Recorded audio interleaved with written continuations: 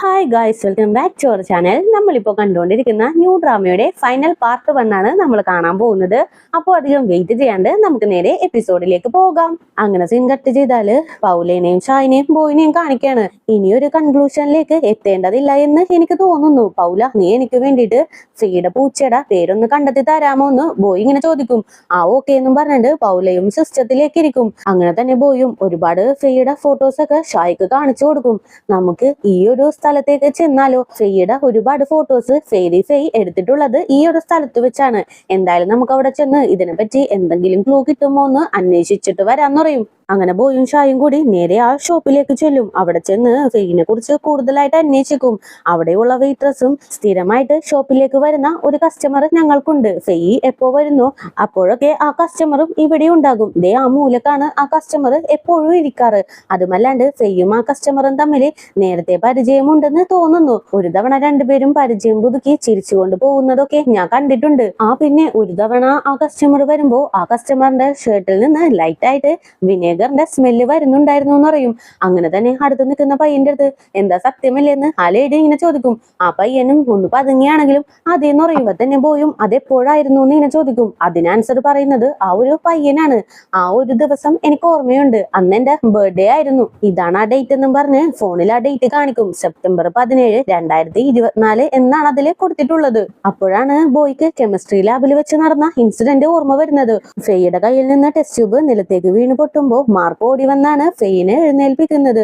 അതിനിടയില് മാർക്കിന്റെ കോട്ടില് ടെസ്റ്റ് ട്യൂബിൽ നിന്ന് പോയ ആ ലിക്വിഡും കുറച്ചാവുന്നുണ്ട്. അതിപ്പോ ഓർത്തെടുത്തിട്ട് മാർക്ക് തന്നെയാണെന്ന് ബോയും പറയും. അതേ ടൈം മാർക്കിനെ ഫ്രണ്ടിനെ കാണിക്കാണ്. മാർക്ക് എന്തോ ഭയങ്കര ദേഷ്യത്തില് മുന്നിൽ നടന്നു പോയിക്കൊണ്ടിരിക്കും. അതിനിടയില് മാർക്കിന്റെ ഫ്രണ്ടിന് ബോയുടെ അടുത്ത് നിന്നും മെസ്സേജ് വരും. മാർക്കാണ് ഫെയ്യുടെ ഫോട്ടോസ് ഒക്കെ ലീക്ക് ആക്കുന്നതെന്നും അതുമല്ലാണ്ട് ലിയോനെ കണ്ട അവൻ അറ്റാക്ക് ചെയ്യാനായിട്ട് ആസിഡ് പോലും അവൻ ബാഗിൽ കരുതിയിട്ടുണ്ടെന്നൊക്കെ പറഞ്ഞിട്ടുള്ള മെസ്സേജ് ആണ്. ഈ ഒരു മെസ്സേജ് കണ്ട് പുള്ളിക്കാരൻ ഷോക്കായിട്ട് നേരെ മാർക്കിന്റെ ബാഗ് പിടിച്ചു വലിക്കും. ഇത് കാണുമ്പോ മാർക്കും എന്താടാ നീ കാണിക്കുന്നേന്ന് ഇങ്ങനെ ചോദിക്കും. എനിക്കറിയാം, ഞാനെല്ലാം അറിഞ്ഞു. ഫെയ്യുടെ ഫോട്ടോസ് ഒക്കെ ലീക്ക് ആക്കുന്നത് നീയല്ലേ? ഫെയ്നെ കണ്ടാ നീ അവളെ അറ്റാക്ക് ചെയ്യും. അതിനു വേണ്ടിയിട്ട് നിന്റെ ബാഗിൽ നീ ആസിഡ് പോലും എടുത്ത് വെച്ചിട്ടുണ്ട്. എന്താ കറക്റ്റ് അല്ലേ എന്ന് ഇങ്ങനെ ചോദിക്കും. എന്തൊക്കെയാടാ നീ പറയുന്നതെന്ന് മാർക്ക് ഒന്നും അറിയാത്ത പോലെ ഫ്രണ്ടിന്റെ അടുത്ത് ചോദിക്കുവാണ്. അപ്പോഴും ഫ്രണ്ട് വിടാണ്ട് എനിക്കറിയാം, നീയെ ഒരുപാട് ഫോട്ടോസ് ഫെയ്ഡ് എടുത്തിട്ടുണ്ട്. ഫ്രഷേഴ്സ് പാർട്ടിയുടെ അന്നും അവളെ ഫോട്ടോ എടുത്തു, അതൊക്കെ ഞാൻ കണ്ടിട്ടുണ്ട്. അതുമല്ലാണ്ട് ക്ലാസ്സിൽ വെച്ചും നീ അവളുടെ ഫോട്ടോ എടുത്തു. അത് കഴിഞ്ഞിട്ട് കഫറ്റേരിയയിൽ വെച്ചും നീ അവളുടെ ഫോട്ടോസ് എടുത്തു. ചാൻസ് കിട്ടുമ്പോഴൊക്കെ നീ മറിഞ്ഞിരുന്ന് ഫെയ്യുടെ ഫോട്ടോസ് എടുത്തത് ഞാൻ കണ്ടിട്ടുണ്ട്. പിന്നെ ഒരു തവണ അവളുടെ സ്കേർട്ടിന്റെ അടിയിൽ നിന്നും നീ ഒരു ഫോട്ടോ എടുത്തു. ഇതെല്ലാം ഞാൻ നേരിട്ട് കണ്ടിട്ടുണ്ടെന്ന് പറയും. ഇത് കേൾക്കുമ്പോ മാർക്കിന് വീണ്ടും ടെൻഷനാകും. എന്തൊക്കെയാടാ നീ പറയുന്നത്? എനിക്ക് ഫോട്ടോസ് എടുക്കാനായിട്ട് ഒരുപാട് ഇഷ്ടമാണ്, അതുകൊണ്ടാണ് ഇത്രയും ഫോട്ടോസ് എടുത്തത് പോലും. ഇത്രയും ഫോട്ടോസ് എടുത്തെന്ന് പറഞ്ഞിട്ട് ഞാനൊരു പെർവേർട്ടൊന്നും അല്ലാന്ന് പറയും. അങ്ങനെയാണെങ്കിൽ നീ എനിക്ക് എക്സ്പ്ലെയിൻ ചെയ്തതാ, നിന്റെ ലാബ് കോട്ടില് എങ്ങനെയാണ് വിനേഗറിന്റെ സ്മെല്ല് വന്നേന്ന് ഇങ്ങനെ ചോദിക്കും. എന്ത് വിനേഗറിന്റെ സ്മെല്ലോ? നീ എന്തൊക്കെയായി പറയുന്നത്? എനിക്കൊന്നും മനസ്സിലായില്ല എന്ന് പറയും. അപ്പൊ തന്നെ ഫ്രണ്ടും ആ ഒരു ഷോപ്പിലുള്ള സ്റ്റാഫ് ബോയുടെ അടുത്ത് പറഞ്ഞു, എപ്പോഴും സീക്രട്ട് ആയിട്ട് ഫെയ്യുടെ ഫോട്ടോ ഒരു പയ്യൻ വന്ന് എടുക്കുമെന്ന്. അതുമല്ലാണ്ട് ആ പയ്യൻ ഒരു ദിവസം വന്നപ്പോ അവന്റെ കയ്യില് ലാബ് കോട്ട് ഉണ്ടായിരുന്നു. അതുമല്ലാണ്ട് വിനേഗറിന്റെ സ്മെല്ലും ആ ഒരു കോട്ടിൽ ഉണ്ടായിരുന്നു എന്ന് ആ ഒരു സ്റ്റാഫ് പറഞ്ഞു. അന്നേ ദിവസം നിന്റെ കോട്ടിൽ മാത്രമാണ് വിനേഗർ വീണിട്ടുള്ളത്.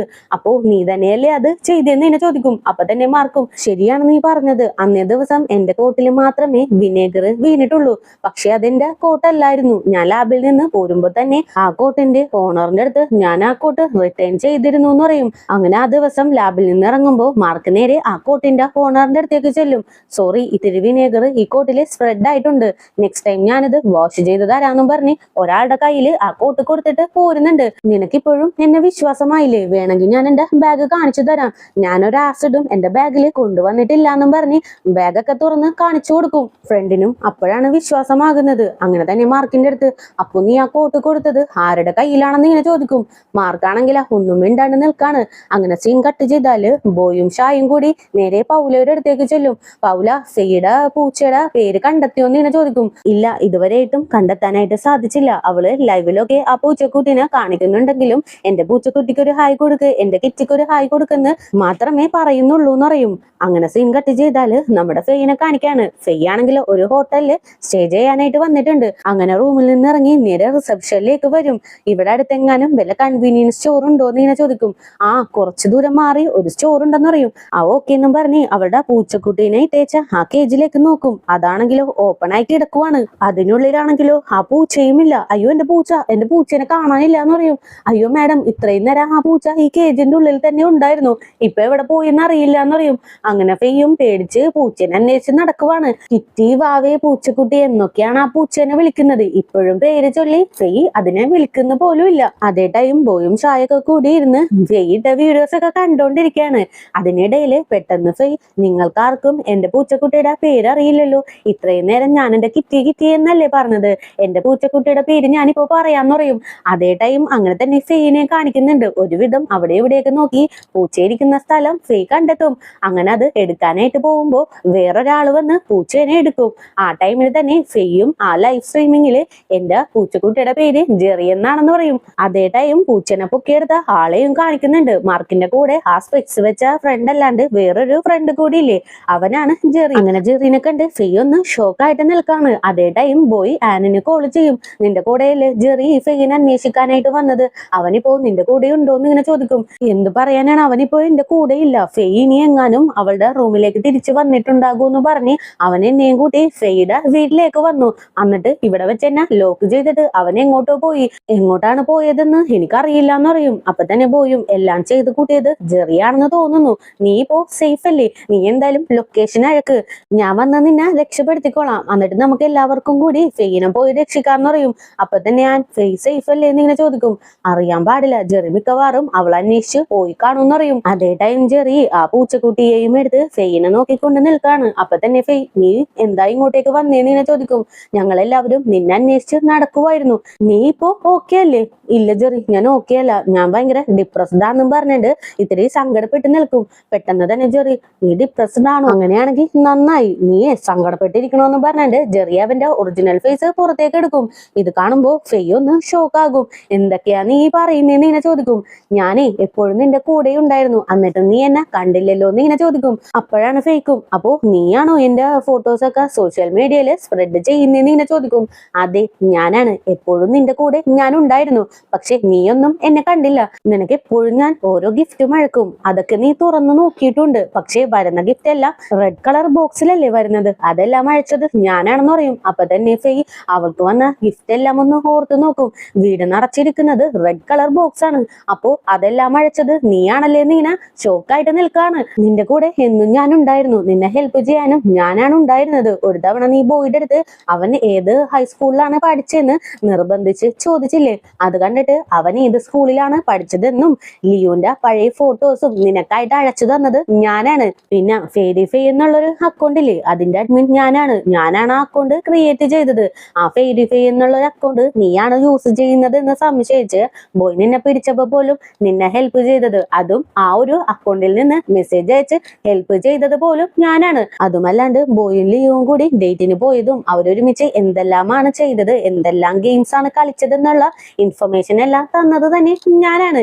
നിന്നെ ഒരുപാട് ഞാൻ ഹെൽപ്പ് ചെയ്തിട്ടുണ്ട്. നീ ഡൗൺ ആയിട്ടിരിക്കുമ്പോ നിന്നെ മോട്ടിവേറ്റ് ചെയ്യാനായിട്ട് ആ ഒരു അക്കൗണ്ടിൽ നിന്ന് ഒരുപാട് കമന്റ്സ് ഇട്ട് നിന്നെ ഞാൻ ഹെൽപ്പ് ചെയ്ത് എപ്പോഴും ഞാൻ നിന്റെ കൂടെ ഉണ്ടായിരുന്നു. എല്ലാം അങ്ങനെ നല്ല രീതിയിലായിരുന്നു പോയിക്കൊണ്ടിരുന്നത്. നമ്മുടെ കോളേജില് ലാസ്റ്റ് ഒരു ഫംഗ്ഷൻ നടന്നില്ലേ, അതുവരെ എല്ലാം നല്ല സ്മൂത്ത് ആയിരുന്നു. ആ ടൈമിന് എല്ലാവരുടെയും റിങ് ഡാമേജ് ചെയ്തത് നീയാണെന്ന് എനിക്കറിയാം. ആ റിങ് നിലത്തേക്ക് വീണപ്പോ നീ അത് നോക്കി ചിരിച്ചുകൊണ്ട് നിൽക്കുന്നതൊക്കെ ഞാൻ കണ്ടിട്ടുണ്ടായിരുന്നു. അവസാനം ഒരു ബ്ലൂ കളർ റിങ് മാത്രം അവിടെ കിടന്നു. അത് കണ്ടപ്പോ ഞാൻ വിചാരിച്ചത് നീയും ഞാനുമായിട്ടുള്ള റിലേഷൻഷിപ്പ് എല്ലാവരുടെയും മുമ്പിൽ പബ്ലിക് ആക്കാൻ പോവാണ്, അതിനു വേണ്ടിയിട്ടാണ് ആ റിങ് നീ അവിടെ ഇട്ടിട്ട് പോയതെന്നാണ്. അങ്ങനെ ആ ലൈറ്റ് ഓഫ് ആയപ്പോ ഞാൻ ആ റിങ് ഓൺ ചെയ്യാനായിട്ട് ശ്രമിച്ചു, പക്ഷെ ആ ഒരു റിങ് ഓൺ ആയില്ല. ആ ടൈമിനാണ് നീ ബോയ് ഇട്ടിരുന്ന സെയിം റിങ്ങും ഇട്ട് നീ അങ്ങോട്ടേക്ക് വന്ന് ബോയും നീയും കൂടി റിലേഷൻഷിപ്പിലാണെന്ന് എല്ലാവരുടെയും മുമ്പിൽ പബ്ലിക്കായി പറഞ്ഞത്. അത് കണ്ടുകൊണ്ട് നിൽക്കാനായിട്ട് എനിക്ക് എങ്ങനെ സാധിക്കും? നീ എന്നെ ചീറ്റ് ചെയ്തു, അതാണ് അവിടെ സംഭവിച്ചത്. നമ്മൾ രണ്ടുപേരും ലവ് ഒക്കെ ഷെയർ ചെയ്തു, എന്നിട്ടും നീ എന്തിനാണ് എന്നോട് ഇങ്ങനെയൊക്കെ കാണിച്ചത്? നിനക്ക് നമ്മുടെ ബേബിനെ ഓർമ്മയുണ്ടോ? നമ്മൾ രണ്ടുപേരും കൂടിയല്ലേ ഈ പൂച്ചക്കുട്ടീനെ വളർത്തിയത്, അതൊന്നും നിനക്ക് ഓർമ്മയില്ലേ എന്ന് ഇങ്ങനെ ചോദിക്കും. ഇതെല്ലാം കേട്ടിട്ട് ഫേക്ക് ആണെങ്കിലോ ഒന്നും മനസ്സിലാവുന്നില്ല. അങ്ങനെ നേരെ ഫ്ലാഷ് ബാക്കിലേക്ക് പോവാണ്. ആക്ച്വലി ആ ഒരു പൂച്ചക്കുട്ടിക്ക് ഫെയ് മാത്രമല്ല, ആദ്യമൊക്കെ നമ്മുടെ ജെറിയാണ് ഫുഡൊക്കെ കൊടുത്ത് വളർത്തിയിട്ടുള്ളത്. അങ്ങനെ ഒരു ദിവസം പൂച്ചക്കുട്ടിയുമായിട്ട് ജെറി ഇരിക്കുമ്പോ ഫെയ് അടുത്തേക്ക് വന്നിരിക്കും. ഓ, നീയും ഈ പൂച്ചക്കുട്ടിക്ക് ഫുഡൊക്കെ കൊടുക്കാറുണ്ടോ? ഞാനും ഇതിന് കൊടുക്കാറുണ്ട്. ഇതിന് നീ വല്ല പേരും വെച്ചിട്ടുണ്ടോ എന്ന് ഇങ്ങനെ ചോദിക്കും. ഇല്ലാന്ന് ജെറിയും പറയും. ഓ, നീ ഈ പൂച്ചക്കുട്ടിക്ക് പേര് വെച്ചിട്ടില്ലേ? എന്ത് പേരിടും ഈ പൂച്ചക്കുട്ടിക്ക് എന്നും പറഞ്ഞിട്ട് ഫെയ് ഇങ്ങനെ ആലോചിച്ച്, ഞാൻ എന്തായാലും നിന്റെ അച്ഛന്റെ പേര് തന്നെ ഇടാം. നിന്റെ അച്ഛന്റെ പേര് ജെറി എന്നല്ലേ? അപ്പോ നിന്റെ പേരും ജെറി എന്ന് തന്നെയാണ്. നിനക്കിപ്പോ നിന്റെ അച്ഛന്റെ പേരാണ് ഇട്ടിട്ടുള്ളത്. അമ്മ എന്തായാലും നിന്നെ നന്നായിട്ട് നോക്കിക്കോളാന്ന് പറയും. അപ്പോ ജെറി വിചാരിക്കുന്നത് ആ പൂച്ചക്കുട്ടിയുടെ അച്ഛൻ ജെറിയും അമ്മ ഫെയ്യും ഇവരുടെ മകനാണ് ഈ പൂച്ചക്കുട്ടിയും എന്നാണ്. അങ്ങനെ ഇവരൊരു ഹാപ്പി ഫാമിലിയുമായി. ഫെയ് ആണെങ്കിലും മനസാവാച കർമ്മണ അറിയാണ്ട് പുള്ളിക്കാരി ജെറിനെ പ്രപ്പോസ് ചെയ്ത പോലെ ജെറി അങ്ങോട്ട് വിചാരിക്കും. അതിപ്പോ ജെറി ഫെയ്യുടെ അടുത്ത് വന്ന് പറയും, നമ്മള് 3 പേരും നല്ലൊരു ഫാമിലി ആയിരുന്നില്ലേ? നമ്മൾ 2 പേരും കൂടി നമ്മുടെ മകനെ വളർത്തിക്കൊണ്ടിരിക്കുവായിരുന്നില്ലേ? എന്നിട്ട് നീ എന്ത് പണിയാ ചെയ്തത്? ആ ബോയിനെ ചെന്ന് ഇഷ്ടമാണെന്ന് പറഞ്ഞു. അതും കേട്ടുകൊണ്ട് എനിക്ക് എത്ര നേരം നിൽക്കാനായിട്ട് കഴിയും? അത് കേട്ടതോടുകൂടി തന്നെ എനിക്ക് വല്ലാത്തൊരു വെറുപ്പായി. അതുകൊണ്ടാണ് നിന്നെ പറ്റിയിട്ടുള്ള എല്ലാ ഇൻഫർമേഷനും ഞാൻ സോഷ്യൽ മീഡിയയിൽ സ്പ്രെഡ് ആയത്. ഇതില് എന്നെ കുറ്റപ്പെടുത്തിയിട്ട് ഒരു കാര്യവുമില്ല. എല്ലാം നിന്റെ തലക്കനം കൊണ്ട് വന്നതാണ്. നിനക്കൊരു വിചാരമുണ്ട് നിന്നെ കാണാനായിട്ട് നല്ല ഭംഗിയാണെന്ന്. അങ്ങനെ ഒരു വിചാരമുള്ളത് കൊണ്ടാണ് നീ ഇത്രയ്ക്കും ആറ്റിറ്റ്യൂഡ് കാണിച്ചത്. ആ ഒരു ഭംഗി ഞാൻ എടുത്തു മാറ്റിയ നീ എന്ത് ചെയ്യും? നമ്മുടെ റിലേഷൻഷിപ്പ് നിനക്ക് മറ്റുള്ളവരുടെ അടുത്ത് പറയാനായിട്ട് താല്പര്യമില്ലെങ്കിൽ ഞാൻ തന്നെ നമ്മുടെ റിലേഷൻഷിപ്പ് ഡിസ്ട്രോയ് ചെയ്തേക്കാം. നമ്മുടെ ഇടയിൽ ഇപ്പോഴുള്ള കോമൺ ഫാക്ടർ നമ്മുടെ കുട്ടിയായിട്ടുള്ള ഈ പൂച്ചക്കുട്ടിയാണ്. അതിനെ ഞാൻ തന്നെ ഇല്ലാതാക്കിയേക്കാന്നും പറഞ്ഞിട്ട് ആ പൂച്ചക്കുട്ടിയുടെ കഴുത്തക്കഞ്ഞിരിക്കാനായിട്ട് തുടങ്ങും. ആ പൂച്ചക്കുട്ടിയും വല്ലാത്ത രീതിയിൽ കരയുന്നൊക്കെയുണ്ട്. ഇത് കാണുമ്പോ ഫേക്ക് വല്ലാത്ത സങ്കടമായിട്ട് ജെറി ഒന്ന് സ്റ്റോപ്പ് ചെയ്യുന്നും പറഞ്ഞ് ഭയങ്കര ഉച്ചത്തിൽ പറയും. അപ്പൊ തന്നെ ജെറിയും സ്റ്റോപ്പ് ചെയ്യും. എന്നിട്ടൊന്ന് ചിരിച്ചിട്ട്, ഇപ്പൊ നിനക്ക് എന്റെ കൂടെ കോംപ്രമൈസ് ചെയ്യാനായിട്ട് താല്പര്യമുണ്ടോ എന്ന് ഇങ്ങനെ ചോദിക്കും. അപ്പൊ തന്നെ ഫെയ്യും, സോറി ജെറി, എനിക്ക് ഇതൊന്നും അറിയാൻ പാടില്ലായിരുന്നു. ആ ഫെയറി ഫെയ് എന്നുള്ള അക്കൗണ്ടിന്റെ പിറകില് നീയാണെന്ന് ഞാൻ ഒരിക്കലും വിചാരിച്ചില്ല. നീ എന്റെ കൂടെ നിന്ന് എനിക്ക് വേണ്ടിയിട്ട് ഒരുപാട് ഹെൽപ്പ് ഒക്കെ ചെയ്തു. സോറി, ഞാൻ നിന്റെ അടുത്ത് ഈ ഒരു തെറ്റ് ചെയ്യാൻ പാടില്ലായിരുന്നു എന്ന് പറഞ്ഞ് പയ്യെ ജെറിയുടെ അടുത്തേക്ക് നടക്കും. നമ്മൾ 3 പേരും ഒരു ഫാമിലിയാണ്. അതിനിടയിലേക്ക് ബോയിനെ ഞാൻ വലിച്ചിഴക്കാനായിട്ട് പാടില്ലായിരുന്നു. അവന്റെ മേത്ത് എനിക്കൊരു ഫീലിങ്സും വരാൻ പാടില്ല. ആ ഫെയറി ഫെയ് എന്നുള്ള ഒരു അക്കൗണ്ടിന്റെ പുറകില് നീയാണെന്ന് ഞാൻ നേരത്തെ തന്നെ റിയലൈസ് ചെയ്യേണ്ടതായിരുന്നു. അങ്ങനെ ഞാൻ അറിഞ്ഞിരുന്നെങ്കിൽ നമ്മളെ ഡേറ്റ് ചെയ്യുള്ളായിരുന്നു എന്നും പറഞ്ഞ് നേരെ ജെറിയുടെ അടുത്തേക്ക് ചെല്ലും. പ്ലീസ് ജെറി, ആ പൂച്ചക്കുട്ടിനെ നീ ഒന്നും ചെയ്യരുത്. അതിനെ ഇങ്ങോട്ടേക്ക് താന്നിങ്ങനെ പറയും. അപ്പൊ തന്നെ ജെറിയും, എന്താ നീ എന്നെ ഫൂളാക്കാൻ വേണ്ടിയിട്ട് വരുവാണോ എന്ന് ഇങ്ങനെ ചോദിക്കും. ഇല്ല ജെറി, ഞാൻ നിന്നെ ഫൂളാക്കുകയൊന്നുമല്ല. എനിക്ക് ബോയുടെ മേത്ത് ഒരു തരി പോലും ഫീലിങ്സ് ഇല്ല. എനിക്കിപ്പോ ഫീലിങ്സ് ഉള്ളത് നിന്റെ മേത്താണ്. നമ്മൾ 3 പേരും ഒരു ഫാമിലി അല്ലേ? നമുക്ക് 2 പേർക്കും കൂടി നമ്മുടെ മോനെ വളർത്താം. എന്താ നിനക്ക് ഇപ്പോഴും എന്നെ വിശ്വാസമായില്ലേ? എനിക്കിപ്പോ നിന്റെ മേത്താണ് ഫീലിങ്സ്. നമുക്ക് ഫ്രഷ് ആയിട്ട് സ്റ്റാർട്ട് ചെയ്യാന്നും പറഞ്ഞിട്ട് പൂച്ചക്കുട്ടീനെ തടവിക്കൊണ്ടിരിക്കും. അപ്പൊ തന്നെ ജെറിയും, അപ്പോ നീ എന്നെ പറ്റിക്കുകയൊന്നും അല്ലല്ലോ? ഇനിയും നീ എന്നെ ഇട്ടിട്ട് പോകുമോ എന്ന് ഇങ്ങനെ ചോദിക്കും. ഇല്ല ജെറി, എന്നെ വിശ്വസിക്കുന്ന ഇങ്ങനെ പറയും. ജെറിയും ഇത് കേട്ട് ഹാപ്പി ആയിട്ടിരിക്കുമ്പോ പെട്ടെന്ന് തന്നെ ഫെയ്യുടെ ഫേസ് ഒക്കെ മാറും. അങ്ങനെ തന്നെ ജെറിയുടെ ഫേസിലിട്ട് ഒരു അടിയും കൊടുത്ത് ആ പൂച്ചക്കുട്ടിയെയും എടുത്ത് പോടാ സൈക്കോ എന്നും പറഞ്ഞ് അവനെ ചീത്തയും പറഞ്ഞ് പുള്ളിക്കാരി അവിടെ നിന്ന് ഓടിപ്പോകും. അപ്പൊ തന്നെ ജെറിയും തലക്കിട്ടൊക്കെ അടിച്ചൊന്ന് ചിരിച്ചുകൊണ്ട് നിൽക്കും. എനിക്കറിയാം നീ ഇങ്ങനെ തന്നെ ചെയ്യുള്ളൂന്ന്. ഞാൻ അത്രക്ക് മണ്ടനൊന്നുമല്ല. എന്തായാലും നീ അധിക ദൂരമൊന്നും പോയിട്ടുണ്ടാവില്ല എന്ന് എനിക്കറിയാം. നീ എന്തായാലും പുറത്തേക്ക് വാ. നിനക്ക് വേണ്ടിയിട്ട് ഞാനൊരു പണിഷ്മെന്റ് എടുത്തു വെച്ചിട്ടുണ്ടെന്ന് പറഞ്ഞിട്ട് ആസിഡ് ബോട്ടിൽ പുറത്തേക്ക് എടുക്കും. ഫെയ്, നീ എത്രയും പെട്ടെന്ന് പുറത്തേക്ക് വന്നു. അതായിരിക്കും നിനക്ക് നല്ലത്. ചെറിയൊരു പണിഷ്മെന്റ് ഞാൻ നിനക്ക് തരുള്ളൂ. അത് വാങ്ങിച്ചിട്ട് നീ പോയിക്കോന്നും പറഞ്ഞിട്ട് ഫെയ്യിനെ അന്വേഷിച്ച് നടക്കാനായിട്ട് തുടങ്ങും. അതേ ടൈം ലിയുനെയും മിമിനെയും കാണിക്കാണ്. ഫെയ്യുള്ള സ്ഥലത്തേക്ക് ഇപ്പോ ഇവര് 2 പേരും എത്തിയിട്ടുണ്ട്. അപ്പൊ തന്നെ മിമി, എന്തായാലും നീ ഫെയ്യിനെ അന്വേഷിച്ച് പോയിക്കോ. ഞാൻ പോയിട്ട് ആനിനെ റിലീസ് ചെയ്യാം. എത്രയും പെട്ടെന്ന് അവളെ കണ്ടെത്താൻ നോക്കെന്നും പറഞ്ഞിട്ട് മിമി അവിടെ നിന്ന് ഓടിപ്പോകും. ആ ടൈമിന് ബോയുടെ അടുത്ത് നിന്നും ലിയുന് കോള് വരും. നീ ഫെയ്യിനെ കണ്ടെത്തിയോന്ന് ഇങ്ങനെ ചോദിക്കും. ഇല്ല, ഇത്ര നേരമായിട്ടും കണ്ടെത്തിയില്ല. ഞാനിപ്പോ അന്വേഷിച്ചോണ്ടിരിക്കാന്ന് പറയും. ഇത് കേൾക്കുമ്പോ തന്നെ ഷായും കുറച്ചും കൂടി അകത്തേക്ക് ചെന്ന് ഡീപ്പായിട്ട് അന്വേഷിക്കുന്ന ഇങ്ങനെ പറഞ്ഞുകൊണ്ടിരിക്കും. അതേ ടൈം ഫെയ് ആ പൂച്ചക്കുട്ടിയുമായിട്ട് എങ്ങോട്ടൊക്കെയോ ഓടിക്കൊണ്ടിരിക്കുകയാണ്. പുറകെ തന്നെ ജെറിയുമുണ്ട്. നീ എവിടെ പോയി ഒളിച്ചാലും ഞാൻ നിന്നെ കണ്ടെത്തും. അതിനേലും നല്ലത് നീ പുറത്തേക്ക് എന്റെ മുൻപിലേക്ക് വരുന്നതാന്ന് പറയും. ഫെയ്ക്ക് ഇത് കേട്ടിട്ട് എന്ത് ചെയ്യണമെന്നറിയില്ല. എങ്ങോട്ട് പോയി ഒളിക്കണമെന്നും അവൾക്ക് മനസ്സിലാവുന്നേയില്ല. അവസാനം ഒരു പേപ്പറിന്റെ ബോക്സ് ഇരിക്കുന്നത് കാണും. അങ്ങനെ അതിന്റെ മറയിലേക്ക് ആ പൂച്ചക്കുട്ടിയുമായിട്ട് ഫെയ് ചെന്നിരിക്കും. ആക്ച്വലി ജെറി ഫെയ്യുടെ പുറകെ തന്നെ ഉണ്ടായിരുന്നു. അതുകൊണ്ട് തന്നെ ഫെയ് എവിടെയാണ് ഒളിഞ്ഞിരിക്കുന്നതെന്നും അവനറിയാം. അവസാനം ജെറി അവളുടെ ബാക്കിലേക്ക് തന്നെ ചെന്ന് നിൽക്കും. അങ്ങനെ അവിടെ ഇരിക്കുന്ന ഒരു ഇരുമ്പിന്റെ പടിയെടുത്ത് മതലുമേട്ടൊക്കെ അടിക്കും. ഈ ഒരു സൗണ്ട് കേട്ട് ഫെയ് ഭയങ്കരമായിട്ട് പേടിച്ച് വിറച്ചോണ്ടിരിക്കുകയാണ്. എന്ത് ചെയ്യണമെന്ന് അറിയില്ല. ആ ടൈമിന് ജെറിയാണെങ്കിലോ, നീ എവിടെയാണ് ഇരിക്കുന്നതെന്ന് എനിക്കറിയാം. എനിക്കറിയാം. നീ ഇപ്പോ വേസ്റ്റ് ഒക്കെ ഇടുന്ന ഒരു സ്ഥലത്താണ്. എന്തായാലും നീ എവിടെയാണോ അവസാനം വരേണ്ടത് ആ സ്ഥലത്ത് തന്നെ വന്നു. നീ ഭയങ്കര അഗ്ലിയാണ് ഫെയ്. നീ എന്തായാലും അവിടെ നിന്ന് എഴുന്നേറ്റ് വാന്ന് പറയും. അപ്പോഴാണ് ഫെയ്യും എഴുന്നേറ്റ് നോക്കുന്നത്. അവൾ ഇരിക്കുന്നത് വേസ്റ്റ് ഒക്കെ ഇടുന്ന സ്ഥലത്ത് തന്നെയാണ്. അപ്പോഴും ജെറി അവിടെ നിന്ന് പുറത്തേക്ക് വാ ഫെയ്, എന്തിനാ വീണ്ടും നീ അവിടെ ഒളിഞ്ഞിരിക്കുന്നത്? ഇപ്പൊ തന്നെ ഇങ്ങോട്ടേക്ക് വന്നാ ചെറിയൊരു പനിഷ്മെന്റ് അല്ലേ ഞാൻ നിനക്ക് തരുവുള്ളൂ എന്നും പറഞ്ഞിട്ട് ആ ഒരു ആസിഡ് ബോട്ടിലും എടുത്ത് ഫെയ്യുടെ അടുത്തേക്ക് നടക്കും. അതേ ടൈം മാർക്കും ഫ്രണ്ടും കൂടി നേരെ ബോയുടെ അടുത്തേക്കും ഷായുടെ അടുത്തേക്കും എത്തും. ഞാൻ ഫെയ്നെ ഒരുപാട് സ്ഥലത്ത് അന്വേഷിച്ചു, പക്ഷെ എവിടെയും കണ്ടു കിട്ടിയില്ല എന്ന് പറയും. ആ ടൈമിന് ബോയ് ലിയോന്റെ അടുത്ത് സംസാരിച്ചുകൊണ്ടിരിക്കുകയാണ്. മാർക്കും കൂടി ഇപ്പോ ഇവിടെ എത്തിയിട്ടുണ്ട്. അവർക്കും ഫെയ് എവിടെയാണെന്ന് കണ്ടുപിടിക്കാനായിട്ട് സാധിച്ചില്ല. നീ തന്നെ അവിടെ നോക്ക്, മിക്കവാറും ഫെയ് അവിടെ തന്നെ ഉണ്ടാകും എന്നറിയും. ഞാൻ നോക്കാന്ന് പറഞ്ഞുകൊണ്ടിരിക്കുമ്പോ തന്നെ ഫെയ് ഒച്ച വെക്കുന്ന സൗണ്ട് ലിയോ കേൾക്കും. ഫെയ് ഇവിടെ അടുത്ത് തന്നെ ഉണ്ടെന്ന് തോന്നുന്നു, ഞാൻ അവളൊന്ന് നോക്കട്ടെ എന്ന് പറഞ്ഞ് സൗണ്ട് കേൾക്കുന്ന ഭാഗത്തേക്ക് ഓടും. ആ ടൈമിന് ബോയും ഷായും മാർക്കും എല്ലാവരും കൂടി ഉള്ള സ്ഥലത്തേക്ക് ഓടാനായിട്ട് തുടങ്ങും. പെട്ടെന്നാണ് ഒരു സ്ഥലത്ത് നിന്ന് ജെറി ഹാപ്പി ആയിട്ട് ഓടി വരുന്നത്. ഞാൻ അവളെ പണിഷ് ചെയ്തു എന്ന് പറഞ്ഞ് ഭയങ്കര ഹാപ്പി ആയിട്ട് ഇവരെ മുന്നിലൂടെ ഓടി പോകും. ഇനി ജെറി ഫെയ്യുടെ മുഖത്തേക്ക് ആസിഡ് ഒഴിച്ചോ? ഫെയ്ക്ക് എന്തായിരിക്കും സംഭവിച്ചേക്കുക? എന്തായാലും ഇനി വരാൻ പോകുന്ന ഫൈനൽ എപ്പിസോഡിലൂടെ നമുക്കത് മനസ്സിലാക്കാം. അപ്പോൾ പുതിയ കൂട്ടുകാരെങ്കിലും നമ്മുടെ ഈ ചാനൽ വിസിറ്റ് ചെയ്തിട്ടുണ്ടെങ്കിൽ സബ്സ്ക്രൈബ് ചെയ്ത് കൂടെയുള്ള ബെല്ലൈക്കണും കൂടി എനേബിൾ ചെയ്ത് വെച്ചേക്കുക. കൂടെ തന്നെ വീഡിയോക്ക് ഒരു ലൈക്കും വീഡിയോനെ കുറിച്ചുള്ള അഭിപ്രായങ്ങൾ കമന്റിലൂടെയും അറിയിച്ച് ഞങ്ങളെ സപ്പോർട്ട് ചെയ്യുക. അപ്പോൾ ഫൈനൽ പാർട്ടുമായിട്ട് വരുന്നവരേക്കും tata bye bye, see U.